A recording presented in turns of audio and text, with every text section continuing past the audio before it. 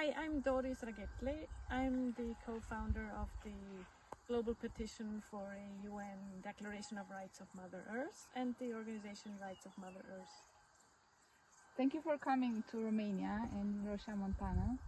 And I want to ask you, what is the goal of this movement first? We are collecting 1 million signatures for a UN Declaration of Rights of Mother Earth to complement the Human Rights Declaration. Because the Human Rights Declaration was adopted by the UN in 1948 after World War II because humanity was suffering greatly at that time.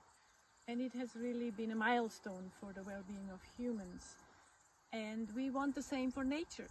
Nature is suffering greatly, and we believe that it could be a milestone for the healing of nature as well, and to assist humanity to move towards living in harmony with nature.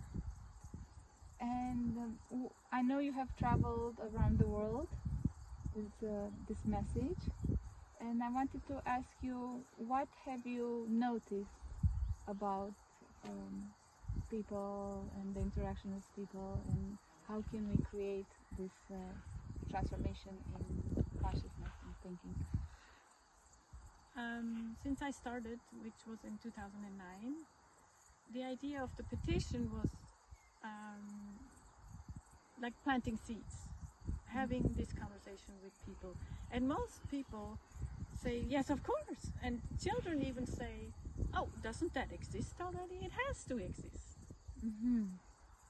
So I believe in our hearts we know, and children are still closer to the heart. And for me, it's also returning to the heart and living out of the heart in relationship with nature.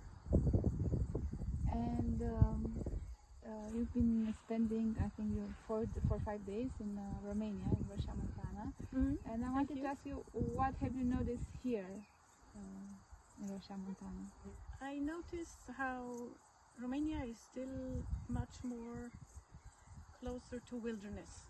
There's a lot of beautiful, untouched nature, and I think Romania did something right.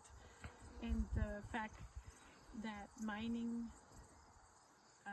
started here 2,000 years ago, and then again in between the world wars, and now it was supposed to happen again, and Romanians said no more.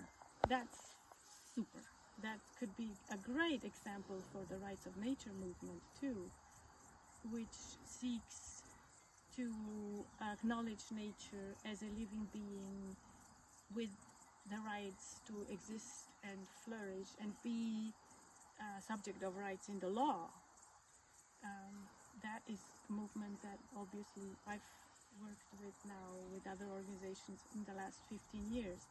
But here that you got UNESCO protection is fantastic, because that is the protection you can now get in a framework that already exists. That could also be a example for the Rights of Nature movement. And last question, what message do you have for people that are watching this interview? Say yes to Rights of Nature. But more than that, like, I see Rights of Nature as what if I carry that in my everyday actions?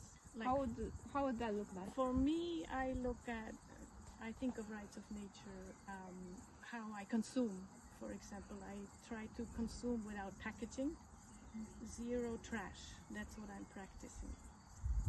And the more I do that, the more I see how much is industrial food just to create an industry, and it's not healthy for humans and it's not healthy for the planet.